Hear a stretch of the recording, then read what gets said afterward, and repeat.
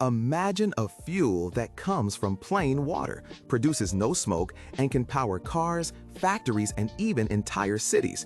That's the idea behind green hydrogen, a clean fuel made using renewable electricity. First, what is hydrogen?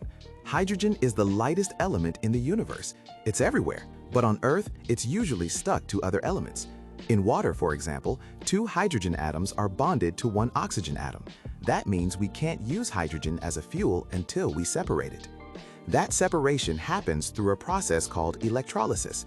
The idea is simple. You take water, run electricity through it, and the water splits apart. Hydrogen forms on one side, oxygen forms on the other. The hydrogen is captured as fuel, and the oxygen is released back into the air. You can think of electrolysis like charging your phone. Electricity goes in, but instead of storing energy in a battery, the energy is stored inside hydrogen gas. Later, that hydrogen can be used to make power again. So why do people call it green hydrogen?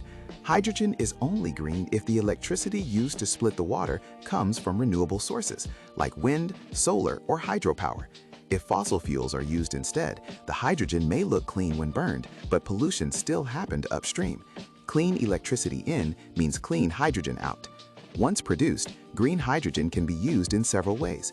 It can power fuel cell vehicles, provide heat and energy for factories, store excess renewable power for later, and help clean up industries like steelmaking and shipping that are hard to electrify. This is why green hydrogen matters. When used, it produces only water, not carbon pollution.